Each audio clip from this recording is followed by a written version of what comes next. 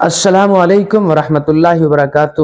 حضرات گرامی، جو موجودہ حالات ہیں اقرار الحسن اور حق خطیب حسین علی بادشاہ سرکار کے مابین جو معاملات چل رہے ہیں، ان پر میں روشنی ڈالنے کی کوشش کروں گا۔ ہم یہ نہیں کہتے اقرار بھائی اچھا کر رہے ہیں یا برا کر رہے ہیں، ہم یہ بھی نہیں کہتے کہ حق خطیب حسین علی بادشاہ سرکار کیسی شخصیت کے مالک ہیں، کیا وہ ولی ہیں یا نہیں ہیں، یا وہ عامل ہیں یا کیا ہیں۔ الغرض ہمیں ان چیزوں سے کوئی سروکار نہیں ہے، لیکن اللہ کا شکر ہے، اللہ کا قرآن اور نبی اکرم صلی اللہ علیہ وسلم کی شریعت ہمارے لیے مشعل راہ ہے، اور یہ ایک ایسا معیار اور ایک ایسی کسوٹی ہے جس پر ہم ہر کسی کو پرکھنے کی طاقت رکھتے ہیں، اور ہر کسی کو پرکھنا ہو تو شریعت مطہرہ کے اصولوں کو سامنے رکھا جائے۔ تو حضرات گرامی، حضور نبی اکرم صلی اللہ علیہ وسلم کی امت کے اندر بے شمار اولیاء کرام بھی آئے ہیں۔ نبی پاک صلی اللہ تعالیٰ علیہ وسلم نے ارشاد فرمایا کہ اگر تم اللہ کے ولی کو پہچاننا چاہو کہ وہ کیسا ہوتا ہے، اس کا کردار کیسا ہوتا ہے، اس کی صورت کیسی ہوتی ہے، فرمایا کہ اذا رؤوا ذکر اللہ، جب اس کے چہرے کو تم دیکھو گے تو تمہیں خدا نظر آئے گا، خدا کی یاد آئے گی۔ تو حضرات گرامی، اس کی وجہ یہ ہے کہ اللہ کا ولی خدا کا ذکر کرتے کرتے کرتے کرتے اس کا قلوب اتنا روشن اور منور ہو جاتا ہے کہ اس کے اثرات چہرے سے بھی نمایاں طور پر دکھائی دیتے ہیں۔ حضرات گرامی، میں کسی کی بات نہیں کرتا، میں اپنے سے گزری ہوئی بات عرض کر رہا ہوں۔ جو بنفس نفیس ایک صاحب مجھ سے سوال کرنے لگے، کہنے لگے کہ حق خطیب حسین علی بادشاہ سرکار کا دعویٰ ہے کہ وہ 18 برس بیت چکے ہیں، وہ سوئے نہیں۔ میں نے کہا جی ٹھیک ہے، ہم اس کو مانتے ہیں، نہیں سوئے، لیکن کیا آپ یہ بات بیان کر کے ثابت کیا کرنا چاہتے ہیں کہ وہ اللہ کی ولی ہیں؟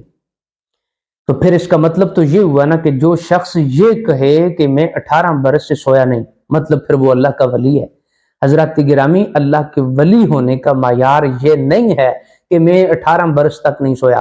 جناب سیدنا صدیق اکبر رضی اللہ تعالیٰ عنہ سے بڑا ولی کوئی نہیں، حضرت فاروق اعظم رضی اللہ تعالیٰ عنہ سے بڑا کوئی نہیں، نبی پاک صلی اللہ علیہ وسلم کے صحابہ سے بڑا ولی کوئی نہیں۔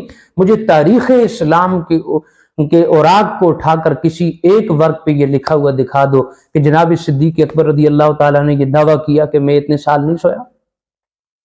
حضرات، یہ ولایت اور چیز ہے، سونا نہ سونا یہ اور چیز ہے۔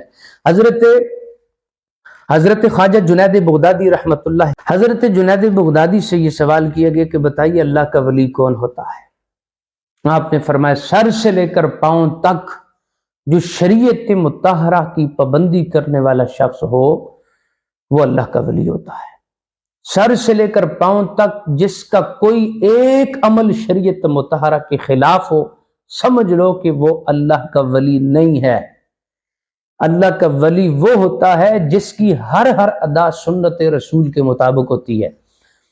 تو حضرات گرامی، ولایت 18 برس جاگنے کا نام نہیں ہے، ولایت ہوا میں پرواز کرنے کا نام نہیں ہے، ولایت کسی کی آنکھ سے زنجیر نکالنے کا نام نہیں ہے، ولایت کرامات دکھانے، کرشمہ سازی کرنے کا نام ولایت نہیں ہے۔